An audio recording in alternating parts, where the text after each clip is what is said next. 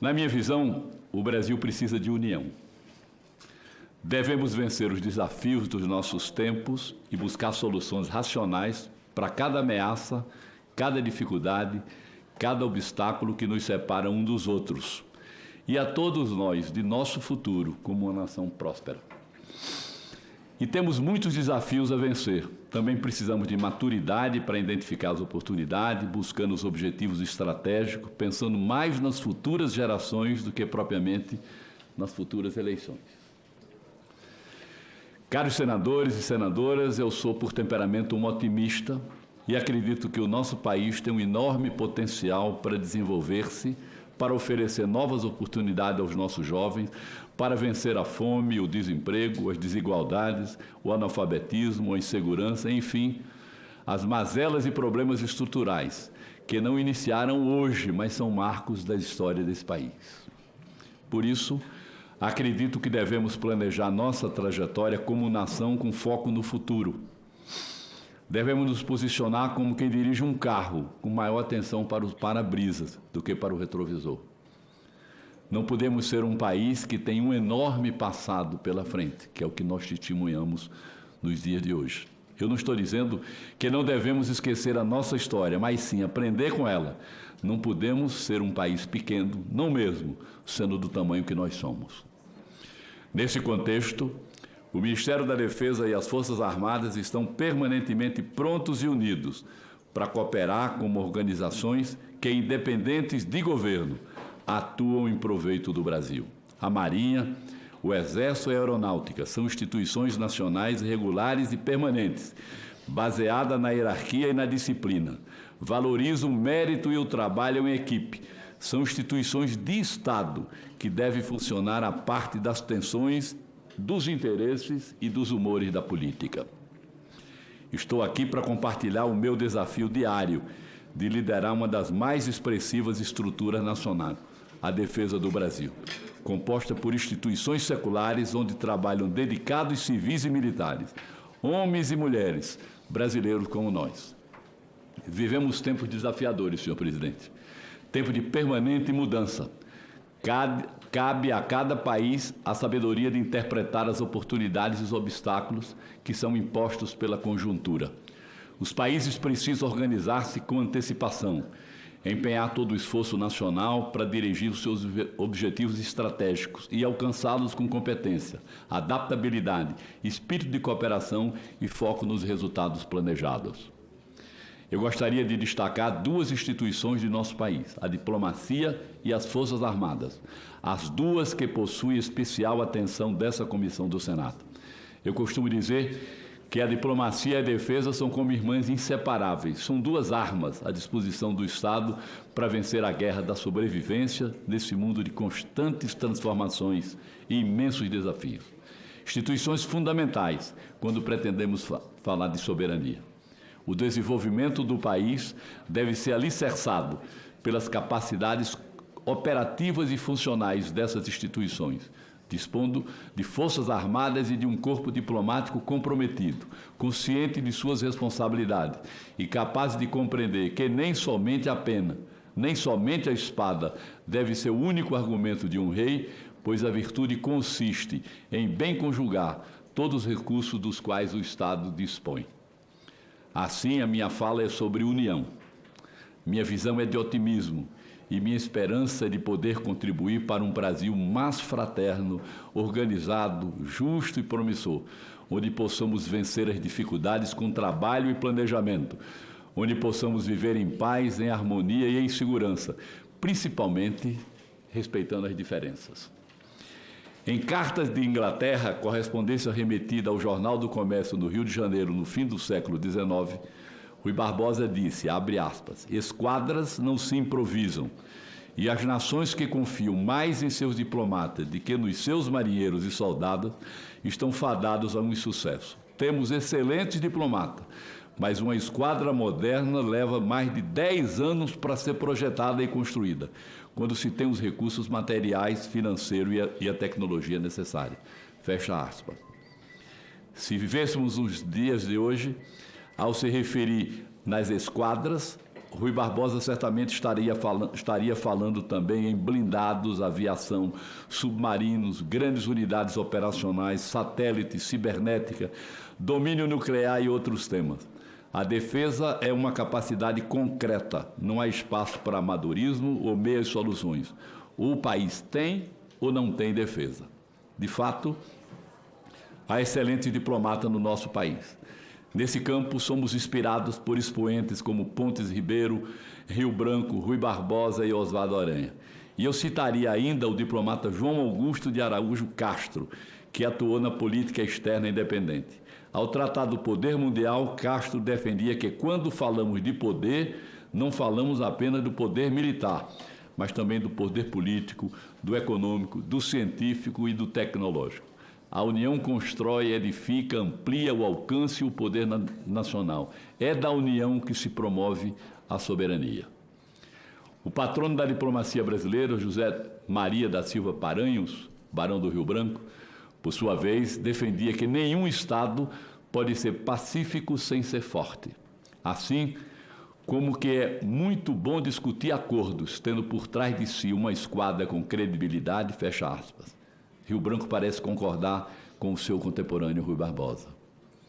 A tradição pacífica brasileira nos mantém com boas e estáveis relações junto aos nossos vizinhos. Por isso, o país é historicamente lembrado como valoroso mediador de ação cooperativa, compartilhando espaços geográficos, preocupações ambientais, problemas e desafios. Podemos considerar que, no âmbito regional, o Brasil se destaca por suas estruturas de defesa. Mas no campo militar, precisamos ainda, meu caro presidente, vencer limitações políticas e econômicas, sob risco de cairmos em defasagem tecnológica e operativa. Não é porque vivemos hoje em paz que podemos garantir que estaremos para sempre em paz e livres de conflitos. Como instituições de defesa, precisamos estar permanentemente preparados e motivados para defender a nossa soberania. Isso se conquista com previsibilidade e planejamento estratégico. Testemunhamos um mundo em rápido processo evolutivo. Se pararmos para pensar como era o nosso país quando éramos jovens, comparando com a realidade de hoje, uns poucos anos depois, poucos mesmos, perceberemos que saímos de uma era pós-industrial para uma era de tecnologias disruptivas, da antiquada máquina de escrever para os computadores, de avião movidos a hélice para modernas aeronaves a jato e drones, de navios a vela e ou a vapor para submarinos com propulsão nuclear e modernos navios de guerra. Hoje falamos em sistemas antimísseis, mísseis hipersônicos, armas a laser, inteligência artificial e vários outros recursos. Os conflitos recentes, especialmente aqueles que testemunhamos a cada dia no noticiário, nos apresentam novos armamentos, veículos blindados, munições inteligentes e a conquista do plano espacial para o emprego militar e muito mais. Estão aí, diante dos nossos olhos, nas áreas de tensão na Europa, no Oriente Médio e na Ásia. Isso não é ficção, é fato. Bom dia, ministro. Como vai o senhor? Tudo bem? Bom te rever aí. Muito obrigado. Bem-vindo. Muito obrigado. Os conflitos recentes, especialmente aqueles que testemunhamos a cada dia nos noticiários, nos apresentam novos armamentos, veículos blindados. Acompanhamos com atenção a evolução dos combates após a Segunda Guerra Mundial, cujo marco definitivo e a vitória aliada completam 80 anos. Os brasileiros estiveram lá e venceram. Os senhores podem intuir quanto foi difícil ao país de economia agrária nos anos 40, preparar e enviar soldados, marinheiros e aviadores para, atravessando o Atlântico, lutarem nos campos e nos céus europeus. Muitos deles deram a vida e por lá ficaram, em sacrifício pelos ideais democráticos e pela paz mundial. De lá para cá foram vários conflitos que ocorreram no mundo, entre eles a Guerra da Coreia, o Vietnã, as Malvinas, os genocídios africanos, a guerra atual na Europa e as ocorrências no Oriente Médio. As Nações Unidas se empenham em monitorar e controlar as áreas litigantes por meio de resoluções e pelo envio de missões de capacetes azuis. O Brasil está presente, sempre presente nesse contexto, como ator importante nas missões de paz através do mundo. A paz é uma luta diária, senhor presidente, e tem sido cada dia mais difícil obtê-la. Um país não pode descuidar de estar preparado para manter a sua integridade, sua inviolabilidade, sua soberania e sua defesa. Outros aspectos, por mais importantes que sejam, não pode justificar que um país descuide das Forças Armadas. Elas são o seguro de vida e da existência de um país. Outro recurso, como poder para conquistar a paz, é a diplomacia. É a força da palavra, do convencimento, da argumentação, sob a força bruta das armas. Mas como falar de diplomacia, por exemplo, diante do terrorismo, do extremismo ou das crises cujos fundos sejam de palco se baseiam na identidade étnica ou na intolerância religiosa? O general chinês Sun Tzu, que viveu 5 séculos antes de Cristo, em sua obra A Arte da Guerra, descreveu princípios e estratégias militares do seu tempo, muitos dos quais ainda presentes e válidas até hoje. Um deles preconiza, abre aspas, a suprema arte da guerra consiste em derrotar o inimigo sem lutar, fecha aspas, o que mais evidenciaria a relação entre a guerra e a diplomacia. Por isso, venho hoje nessa casa, honrado, abordar com os senhores as minhas impressões sobre essa tarefa que recebi do presidente Lula, o presidente da República. Liderar a nossa estrutura de defesa, conduzir a direção superior das Forças Armadas, buscando dirigir as capacidades, as qualidades e as estruturas militares a serem cada vez mais postas a serviço da nação. As Forças Armadas brasileiras se destacam historicamente pelo apoio, o amparo e a atenção à população. O soldado, o marinheiro e o aviador vêm do meio do povo.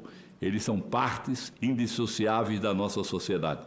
A essência do militar é servir. Nesse sentido, são várias atribuições que não raramente levam o Estado ao emprego de tropas, meios ou outros recursos. Tudo isso graças à capilaridade das unidades militares, à capacitação operativa e logística, à capacidade de movimentação em qualquer terreno, via ou espaço, ao preparo técnico e profissional para enfrentar as adversidades. Ao profissional das armas cabe a defesa da soberania, o preparo para a guerra, a prontidão para as missões, a tempo e com organização, o cumprimento das leis e das normas, a disponibilidade permanente e a disciplina. Não cabe ao militar, entretanto, a questão política, que, uma vez entrando pelo quartel por uma porta, desafia a hierarquia e força a disciplina a sair pela outra. Essa deve ser uma atenção permanente dessa casa, inclusive, senhor presidente. A defesa se faz presente em toda a estrutura nacional. Está na indústria, na tecnologia, na educação, na logística, na saúde, na pesquisa, na ciência, na infraestrutura e na segurança. E, em muitos casos, em campos da vida diária. Defesa é um termo mais amplo e representativo do que se pensa. Nenhuma instituição possui a presença geográfica, a disponibilidade ou a mobilidade estratégica como as nossas Forças Armadas. Em muitas regiões, o militar é a única presença efetiva do Estado. Nós habitamos em uma ilha de paz no contexto global, isso é verdade, mas não estão imunes aos humores internacionais. Há hoje nações que são gigantes econômicas, potências militares, que se preparam para vencer os adversários em cenários que não podemos considerar em um futuro próximo altamente perigosos e até mesmo possíveis. O mundo vive hoje nova corrida armamentista, isso é incontestável. Os investimentos globais em defesa sofreram um aumento considerável nos últimos 10 anos. Em 2023, foram 2,2 trilhões de dólares.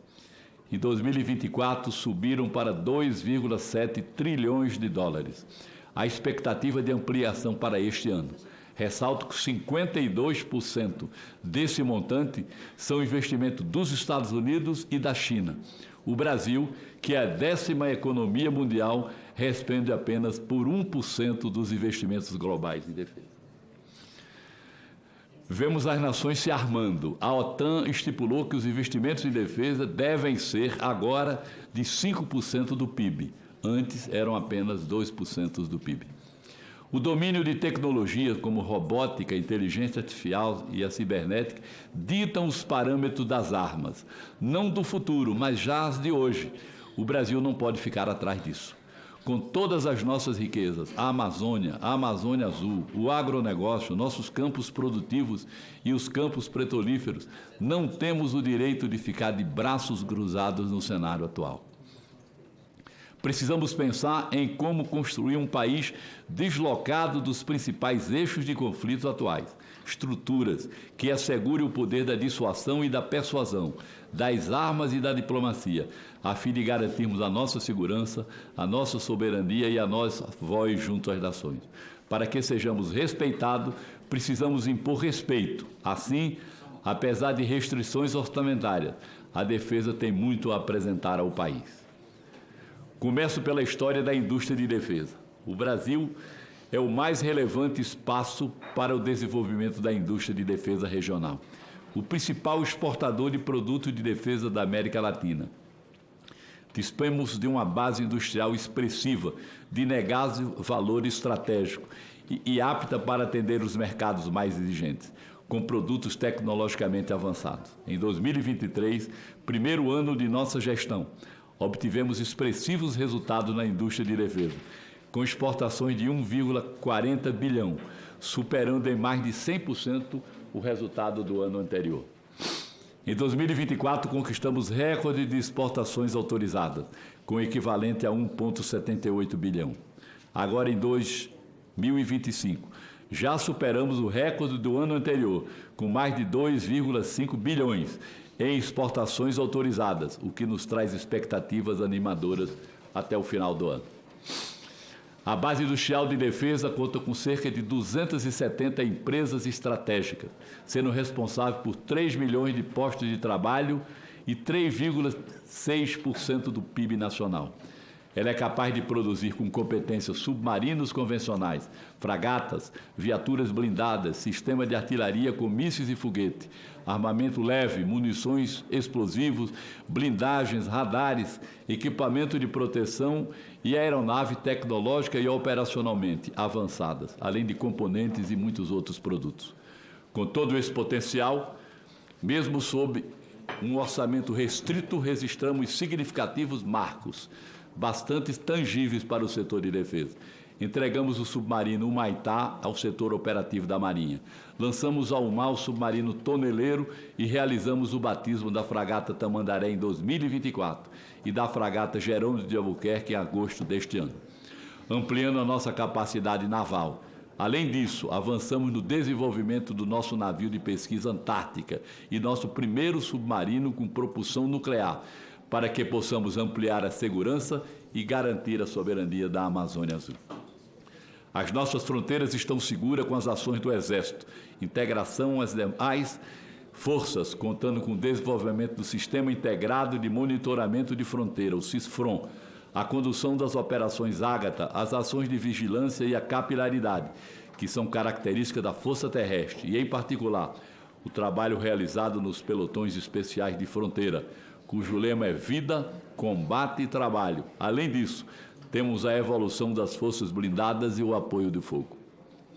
Também expandimos a capacidade de transporte, a defesa do espaço aéreo, com a entrega de novas aeronaves, com destaque para o cargueiro multifunção KC-390 e o caça Gripen, além das ações dos demais vetores aéreos, de asa fixa e de asa rotativa. Cabe ainda ressaltar a ativação em julho da Empresa de Produtos Aeroespaciais do Brasil, a ALADA. Por outro enfoque, presidente, tratamos da atenção ao povo brasileiro. Houve amplo emprego de tropas no Rio Grande do Sul, apoiamos as ações do Ministério do Meio Ambiente no combate a incêndios em São Paulo, na Amazônia e no Pantanal. Conduzimos a operação de ajuda humanitária durante a severa estiagem e combate aos incêndios na Amazônia Legal em 2024. E a Operação Roraima, para garantir a soberania e a neutralidade brasileira em nossa fronteira norte, a mais difícil. Destaco-se ainda as operações de desintrusão em terras indígenas, que contribuíram para a remoção de invasores e para o combate ao desmatamento ilegal e a degradação ambiental, promovendo também a preservação da biodiversidade e o respeito aos povos indígenas. Mas a defesa também pensa no futuro, Caminhamos para novas conquistas na atenção à população, especialmente aos jovens, que passarão a contar com novas oportunidades para o ingresso na carreira das armas, no serviço militar inicial e na educação científica e tecnológica. Com esse foco, registramos esforços para o estabelecimento de uma nova e moderna escola de sargentos do Exército em Pernambuco, de um novo campo do Instituto Tecnológico de Aeronáutica no Ceará e de um novo centro de pesquisas aeroespaciais na Bahia. Também ampliamos as oportunidades para as mulheres, que a partir deste ano, senhor presidente, puderam se alistar como voluntárias para o serviço militar inicial. Para 2026, já somamos 33 mil alistadas nas 3 forças. Essa é uma ação pioneira do Ministério da Defesa, que abre novas oportunidades para a mulher brasileira. Destaco que já formamos as primeiras mulheres combatentes no Corpo de Fuzileiros Naval da nossa Marinha. Temos hoje uma mulher à frente da Secretaria-Geral do Ministério, a servidora Sinara Freire, aqui presente entre nós. É a 02 do Ministério da Defesa. Ao lado dela está a Brigadeiro Carla, primeira mulher a ser comandante da Escola Superior de Defesa. E destaco ainda que temos a primeira mulher à frente do Esquadrão de KC-390, a Tenente-Coronel Joyce, que também muito nos orgulha. Ela só não está aqui porque trabalha no Rio de Janeiro. Prazer revê-la, senadora. Outra medida de extrema importância foi a criação da Carreira Civil de Defesa, que traz em seu bojo o compromisso em dar maior amplitude às discussões de defesa nacional. Responsabilidade que não é apenas dos militares, mas que permeia toda a sociedade. Meus caros senadores e senadoras, com esse recurso de informações, abordamos alguns aspectos que, na minha opinião, são de interesse comum a nós, políticos, diplomatas e militares. Pessoas sobre as quais recai a responsabilidade de garantir a soberania, a liberdade e a existência do Estado. Somos otimistas e prevalecemos na busca dos nossos objetivos para que possamos desfrutar de um Brasil mais justo, melhor e mais fraterno, onde desejamos criar os nossos filhos e os seus descendentes. Dispomos hoje de um imenso potencial para integração e colaboração. A união é fundamental, senhor presidente. Compartilhamos a vontade política e a capacidade para crescer e viver em paz. Portanto, as nossas expectativas são de que o Brasil possa continuar a trilhar esse caminho que leva ao desenvolvimento, bem como possa se relacionar com os demais parceiros globais, com dinamismo, em um ambiente de oportunidades, trabalho, cooperação, integração e respeito, acima de tudo, um ambiente de paz. São quase 3 anos de intenso trabalho no Ministério da Defesa e nas Forças Armadas. Enfrentamos e vencemos diversos desafios. Foi um tempo de muito empenho, realizações, conquistas e progresso. Estamos no rumo certo e seguiremos sempre no objetivo de reconstruir e fortalecer o nosso país, promovendo a defesa e prestando apoio à nossa gente, unidos sempre.